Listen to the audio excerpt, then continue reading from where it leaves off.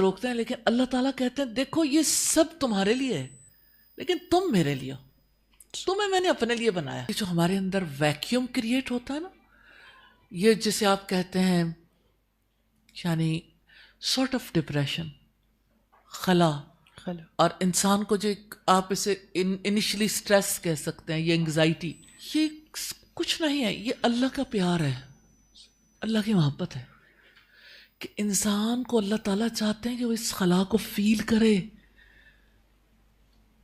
اس خلا کو اللہ کی یاد کے سوا کوئی چیز نہیں بھر سکتی. کیا محمد رسول اللہ کی زندگی میں کیا کرنا ہے؟ شیخ صالح ابن عثیمین، اللہ سبحانہ تعالیٰ ان لوگوں کی قبروں پر بھی اپنی رحمت نازل کرے جنہوں نے ہم لوگوں کے لیے یہ راستے کھولے. کہتے ہیں ہم سب اللہ تعالیٰ کے لیے پیدا کیے گئے، ہماری زندگی کا مقصد عبادت ہے تاکہ ہمارے دل محبت اور تعظیم سے اللہ تعالیٰ سے جڑ جائیں. تو ہمارا تو ایک ہی کام ہے دنیا میں. اللہ سبحانہ تعالیٰ نہ اچھا کھانے سے روکتے ہیں، نہ کمانے سے روکتے ہیں، نہ دنیا برتنے سے. تو جس رب نے اتنا بڑا اعزاز دیا کہ ہمیں اپنے لیے بنایا، تو ہم اپنا وقت، اپنی صلاحیتیں، اپنا مال، اپنی قوتیں کسی اور کے لیے لگا دیں. ہم کن جھمیلوں میں پڑیں؟ we have to think, we have to decide. اس لیے یہ جو روح زخم ہے نا، اور یہ جو بار بار انگزائٹی، سٹریس، ٹینشن ہوتی ہے، ڈپریشن ہوتا ہے لوگوں کو، یہ کچھ نہیں ہے، یہ اللہ کا پیار ہے، اللہ کی محبت ہے کہ انسان کو اللہ تعالیٰ چاہتے ہیں کہ وہ اس خلا کو فیل کرے. اس خلا کو اللہ کی یاد کے سوا کوئی چیز نہیں بھر سکتی. کیا محمد رسول اللہ کے ساتھ ایسا نہیں ہوتا تھا صلی اللہ علیہ وسلم کہ آپ جب گھبرا جاتے تھے دنیا میں رہتے تو آپ غار ہرا میں چلے جاتے تھے، ہرا میں جا کے آپ سوچتے تھے یہ سب کیا ہے؟ کیوں بیٹیوں کو لوگ زندہ دفن کر دیتے ہیں؟ کیوں شراب پیتے ہیں؟ کیوں سود کھاتے ہیں؟ کیوں انسانوں کو اس طرح سے قتل کر دیتے ہیں؟ یہ ساری انارکی کب ختم ہوگی؟ سوسائٹی میں اتنا بگاڑ ہے، یہ کیسے ختم ہوگا؟ آپ کو نہیں پتہ چلتا تھا کیونکہ آپ پڑھے ہوئے نہیں تھے، آپ نہیں جانتے تھے کہ اس کا کیا سولوشن ہے. تو ایسی فیزز تو ان پہ بھی آتی تھی. جب کبھی آپ کے دل کے اندر گنجائش پیدا ہوتی ہے نا، اور آپ سوچنے کے قابل ہوتے ہیں یہ اللہ کی رحمت ہے، مہربانی ہے کہ اللہ تعالیٰ نے موقع دیا ہمیں سوچنے کا، سمجھنے کا، تاکہ ہم اللہ تعالیٰ کے لیے جینے کا سوچ سکیں، ارادہ کر سکیں. اب سوچئے، مجھے الوابل الصیب کی یہ بات بہت پیاری لگتی ہے. حافظ ابن قیم کی کتاب میں اس کا تذکرہ ہے کہ یہ جو ہمارے اندر ویکیوم کریٹ ہوتا ہے نا، یہ جسے آپ کہتے ہیں یعنی سارٹ آف ڈپریشن، خلا، اور انسان کو جو آپ اسے انیشلی سٹریس کہہ سکتے ہیں، یہ انگزائٹی، وہ کہتے ہیں کہ یہ خلا جو ہے نا، یہ اسی طرح سے جیسے انسان کو بھوک لگتی ہے تو پیٹ میں خلا پیدا ہو جاتا ہے. اس خلا کو اللہ سبحانہ تعالیٰ کی یاد کے سوا کوئی چیز نہیں بھر سکتی. تو اللہ ہے، اور اللہ نے ہمیں اپنے لیے بنایا. ہمارے دل کو اللہ نے ڈیزائن ہی ایسا کیا ہے، اس دل کا ڈیزائن ایسا، اس زندگی کا ڈیزائن ایسا ہے کہ we have to remember اللہ سبحانہ تعالیٰ، we have to bow down. ہمیں اسی کے آگے سجدے کرنے، اسی کو سوچنا، اسی سے کنیکٹڈ ہو کے رہنا، اس کی خوشی کے لیے جینا. تو ہم کن کی خوشی کے لیے زندگی بسر کر رہے ہیں؟ لوگوں کو خوش کرنا چاہتے ہیں تو لوگ تو خوش نہیں ہوں گے، بھاگ لیں. بھاگتے بھاگتے سورہ نور میں آتا ہے کہ انسان بھاگتے بھاگتے منہ کے بل گرتا ہے اور اللہ کو اپنے سامنے موجود پاتا ہے. اللہ سے بھاگ کر کہاں جائیں گے؟ اللہ تعالیٰ کہتے ہیں فَفِرُّوا إِلَى اللَّهِ، اللہ کی طرف بھاگو. اللہ کی قسم، یہ آپ کا اللہ کی طرف بھاگنا ہے، آپ کا یہاں پہ اکٹھے ہونا. آپ اللہ کی طرف بھاگنا شروع کر چکے ہیں، اور میں آپ کو مبارکباد بھی دینا چاہتی ہوں کہ اللہ تعالیٰ نے آپ کے دلوں میں یہ ویکیوم کریٹ کیا ہے، آپ کے دلوں میں گنجائش بنی ہے اپنے رب کے لیے. سبحان اللہ. اور یہ بہت بڑی بات ہے. الحمدللہ. اس گنجائش کو کسی اور چیز سے پر نہ کریں. کتنے لوگ ہیں جو اپنی اس گنجائش کو کنزمپشن سے پر کرنا چاہتے ہیں کہ اچھا ٹھیک ہے جائیں شاپنگ کر لیں. گھبراہٹ ہوتی ہے نا, انگزائٹی ہوتی ہے, چلو باہر چلے جائیں, چلو کسی سے مل لیں, چلو دوست مل بیٹھیں پارٹی کر لیں, ایک دوسرے کے ساتھ ریلیٹیو سے مل لیں. نو ڈاؤٹ ریلیٹیو سے ملنا, ان کا خیال کرنا صلہ رحمی ہے, لیکن اس صلہ رحمی کے پیچھے کیا ہے؟ اپنی انگزائٹی کو دور کرنا, گھبراہٹ ہو رہی تھی, پریشانی ہو رہی تھی, یا اللہ سبحانہ تعالیٰ کے حکم کے تحت رشتے کو جوڑنے کی کوشش. یہ تو ہر کسی کا معاملہ فرق ہے نا, جو جس انٹینشن سے کرے گا اجر تو اسی کے لحاظ سے ملے گا. تو بات یہ ہے کہ ہم جو زندگی بسر کر رہے ہیں سوچے سمجھے بغیر, چلو تم ادھر کو جدھر کی ہوا ہو, تو جب ہوائیں فیصلہ کرنے کے لیے ہم اپنے آپ کو ہواؤں کے حوالے کر دیں تو نیچرلی ہوا تو کیا کرے گی, اس نے ہمارا لحاظ تھوڑی کرنا ہے. تو وہ کہتے ہیں کہ اب ہوائیں ہی کریں گی روشنی کا فیصلہ, جس دیے میں جان ہوگی وہ دیا رہ جائے گا. تو اپنی ذات کا فیصلہ کم از کم اپنی دعاؤں کے ذریعے سے اللہ سبحانہ تعالیٰ سے کریں. اللہ نے تو فیصلہ کر دیا, اپنے ساتھ تو مخلص ہونا چاہیے ہمیں انشاءاللہ. اللہ سبحانہ تعالیٰ سے میں دعا کرتی ہوں اللہ آپ کو برکت والی زندگی دے, آمین اپنی محبت والی زندگی دے. آمین اللہ سبحانہ تعالیٰ اس دل کے اندر ہمارے دلوں کو اپنی محبت کا مرکز بنا دے, مسکن بنا دے, کہ ہم اس سے محبت کریں, ہمارے دل اس سے جڑے ہوئے ہوں, ہم اس کی خوشی کے لیے ہر کام کو کریں. آمین. آمین سما. جزاک اللہ خیر. اللہ تعالیٰ آپ کے فہم میں اور فراست میں اور آپ کے تقویٰ میں اور زیادہ بلندی عطا کرے. جزاک اللہ خیر استاذہ. جس طرح سے آپ دلوں کو کھٹکھٹاتی ہیں, جواب دیتی ہیں, ذہنی الجھن کو دور کرتی ہیں, اللہ تعالیٰ اپنی شان کے مطابق آپ کو اجر عظیم عطا کریں. آپ کو پتہ ہے یہ پروگرام یا یوٹیوب پہ کوشچنز آ رہے ہوتے ہیں, یا آپ کے بھی کوئی بھی کوشچنز ہوں تو اس سے ہم آگے اور بڑھا رہے ہوتے ہیں. تو اگر کسی کا بھی کوئی سوال ہے تو آ سکتا ہے اور سوال پوچھ سکتا ہے. اور اس دوران زیادہ ایک اور سوال, جب ہماری زندگی میں بہت زیادہ مشکلات آ رہی ہوتی ہیں تو لگتا یہ ہے کہ اللہ تعالیٰ ہمیں بار بار, نعوذ باللہ میں یہ کہنا نہیں چاہتی, لیکن شاید اللہ تعالیٰ کی طرف سے نارملی یہ فیلنگ آ جاتی ہے کہ ہم کیوں بار بار فیل ہو رہے ہوتے ہیں. یہ کیوں نہیں آ رہا ہوتا کہ اللہ تعالیٰ ہم سے کوئی اور کام لینا چاہتے ہیں, ہم ری ڈائریکٹ ہو رہے ہوتے ہیں؟ تو رسول اللہ صلی اللہ علیہ وسلم نے فرمایا سب سے زیادہ مشکلات انبیاء پر آئیں. یہ میں اس لیے مثال دے رہی ہوں کہ اللہ اور اس کے رسول سے زیادہ سچی بات تو کسی کی نہیں. سب سے زیادہ مشکلات انبیاء پر آئیں, پھر اس کے بعد وہ لوگ جو ان کے بعد والے, یعنی ان کا مقام انبیاء کے بعد زیادہ ہے, پھر اس کے بعد وہ جو ان کے بعد کے لوگ ہیں, پھر اس کے بعد, یعنی یہ ترتیب ہے. جس پر مشکل آتی ہے نا, کوئی آزمائش آتی ہے, کوئی مصیبت آتی ہے, تو یہ اللہ تعالیٰ کی طرف سے ایک چانس ہے, ٹیسٹ اینڈ ٹرائل ہے.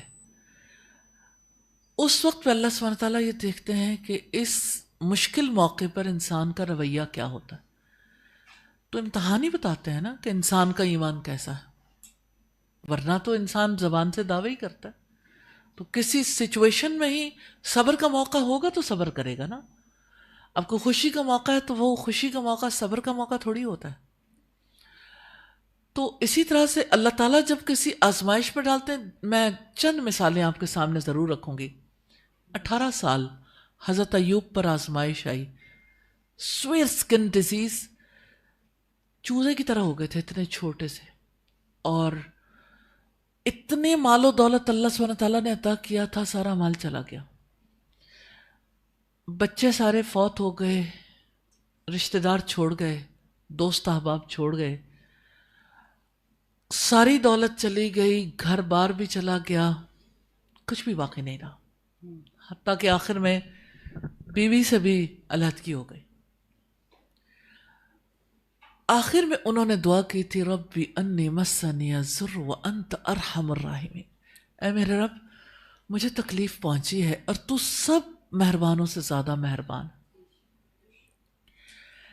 18 ایئرس کے دوران لوگوں کو بڑا مال بھی ملا، بڑی صحت مند زندگی گزار کے لوگ دنیا سے بھی چلے گئے، اور لوگوں کو بڑے مواقع ملے، چانسز ملے. درجہ کس کا اونچا ہے؟ مقام کس کو اونچا ملا؟ کمائی کس نے کی؟ آپ اگر دیکھیے تو ایوب علیہ السلام نے جو 18 برس گزارے، اللہ سبحانہ تعالیٰ نے دنیا میں بھی لوگوں کو دکھایا کہ ایوب علیہ السلام کو پھر اتنا مال اللہ سبحانہ تعالیٰ نے دیا، اولاد بھی دی، بیوی بھی، صحت بھی عطا کی، اور بہت زیادہ حسن بھی عطا کیا.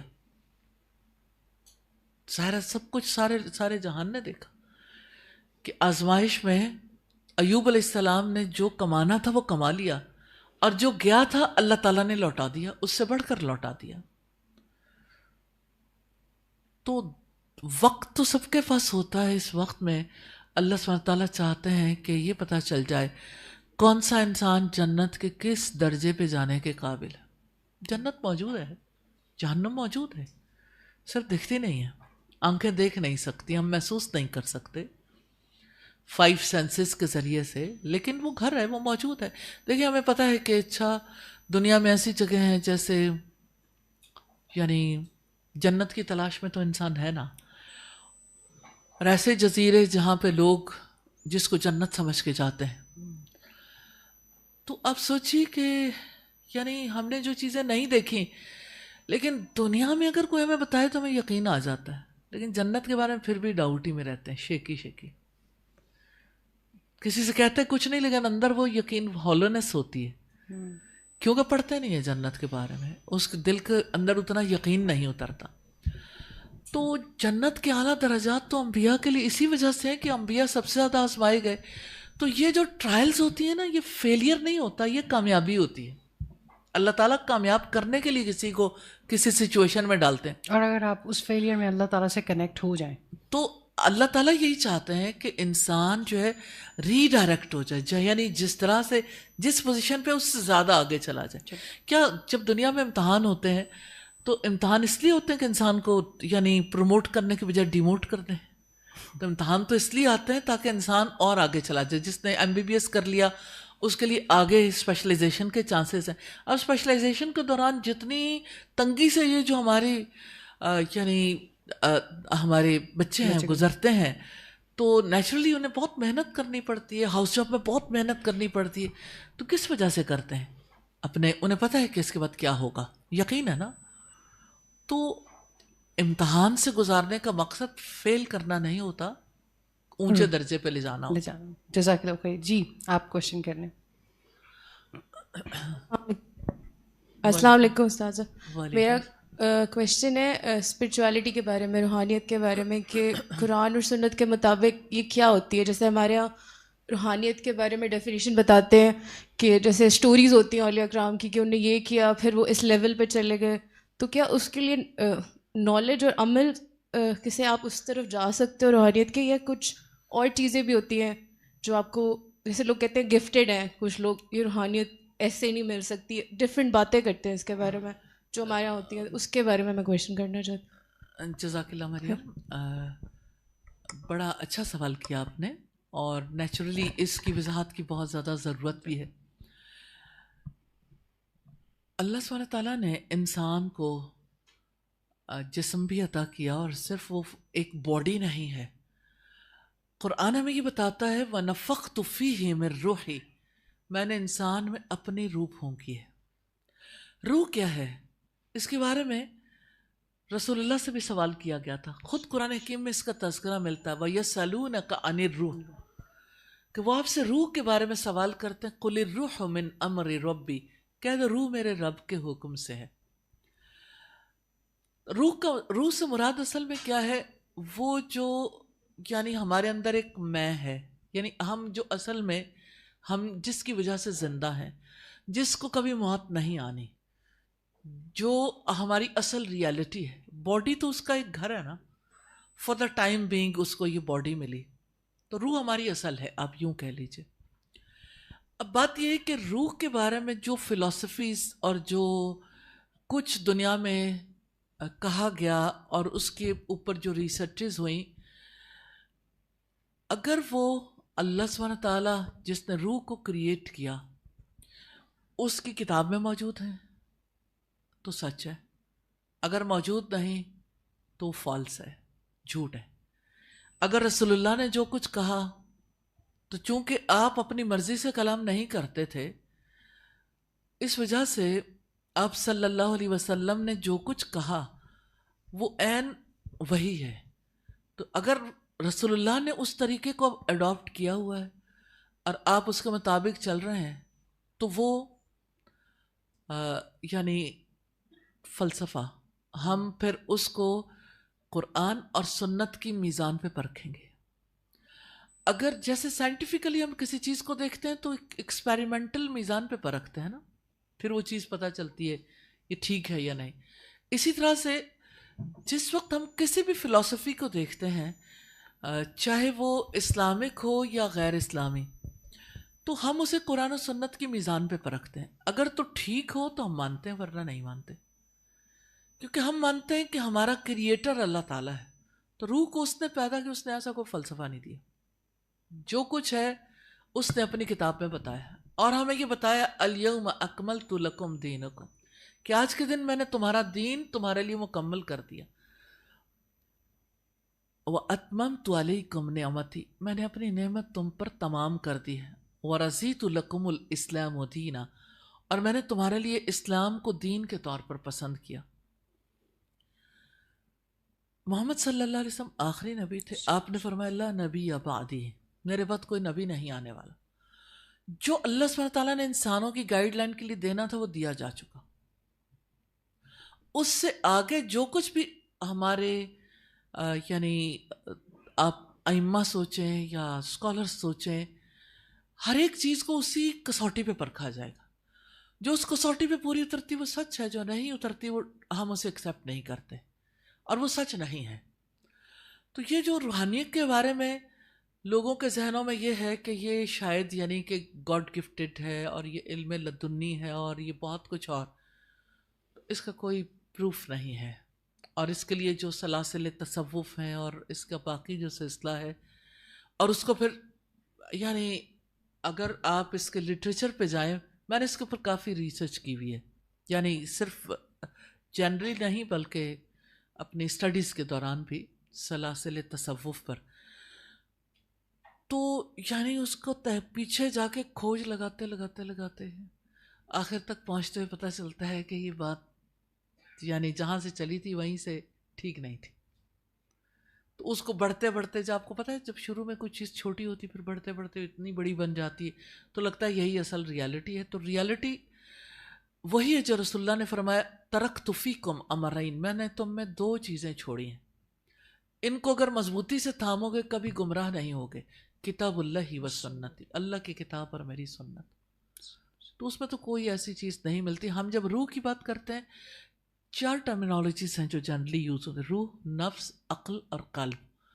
قرآن حکیم میں جو ٹرم استعمال ہوتی ہے قلب، لیکن یہ وہ دل نہیں ہے جسے ہم یعنی میڈیکل سائنس میں جسے ہارٹ کہتے ہیں۔ اسی وجہ سے قلب اور برین کے درمیان کی کافی فلسفیز بھی موجود ہیں۔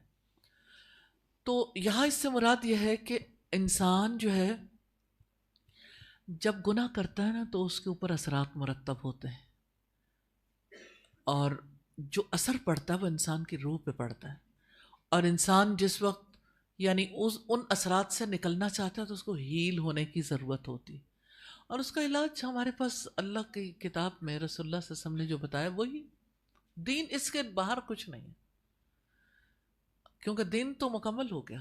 تو یہ ہے کہ آپ نے نوٹ کیا ہوگا جب ہم اسپرچول ہیلنگ کی بھی بات کرتے ہیں تو ہم قرآن و سنت کے مطابق، اور خاص طور پر جب بھی کوئی بات کرنے لگتا تو اللہ کے رسول کی بات سچی ہے، اس بات سے آغاز کرتے ہیں، کیونکہ ہمارے لیے تو اللہ سبحانہ تعالیٰ نے وہی رول ماڈل بنائے، اور ان سے زیادہ سچی روحانیت کہیں بھی نہیں تھی۔ تو روح سے مراد یہ ہے کہ چونکہ یہ جدید ٹرمینالوجی میں سب کے ذہنوں میں یہ بات زیادہ ہے، تو اس کی وجہ سے یعنی دونوں طرف ایک کنفیوژن سی پیدا ہوتی ہے کہ کچھ نہیں ہے سوائے آپ یہ کہہ سکتے ہیں تزکیہ کے، دیٹ از تزکیہ، اسے تزکیہ کی اصطلاح استعمال ہوتی، یا یہ ہے کہ purification of heart and thought.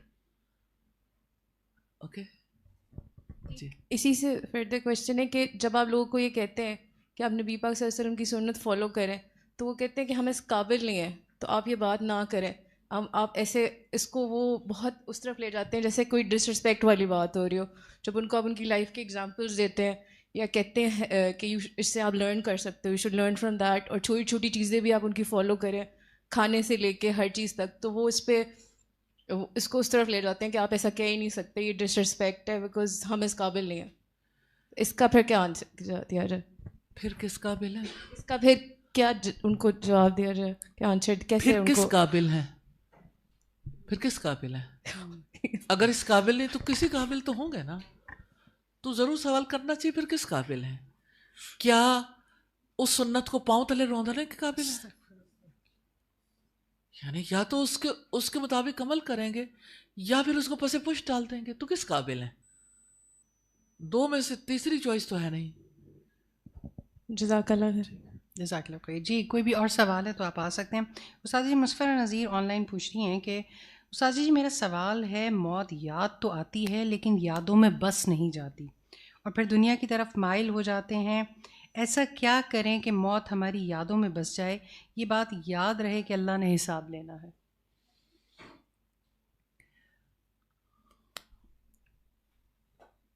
سوال اچھا ہے اور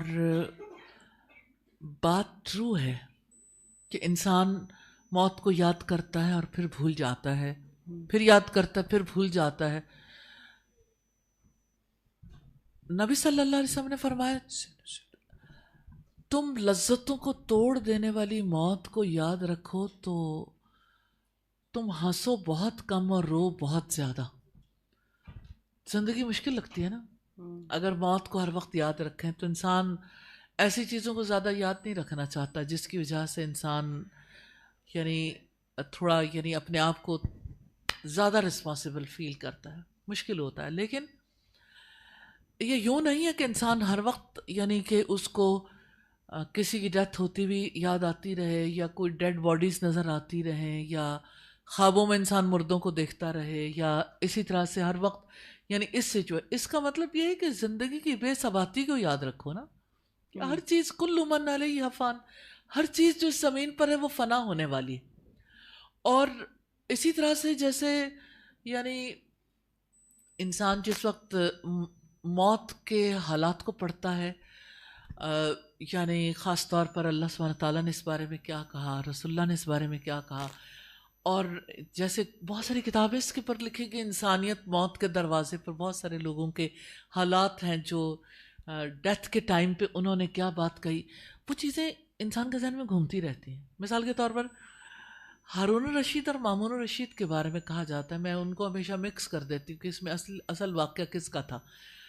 تو مجھے یعنی یہ بات ان کی موت کا وقت آیا نا, تو ظاہر ہے کہ جو بادشاہ ہوتے ہیں انہیں یعنی ایسا ماحول میسر ہوتا ہے, ایسے بستر اور ایسا کمفرٹ نصیب ہوتا ہے زندگی میں کہ ان کے لیے کسی بھی تکلیف کو سہنا زیادہ مشکل ہو جاتا ہے.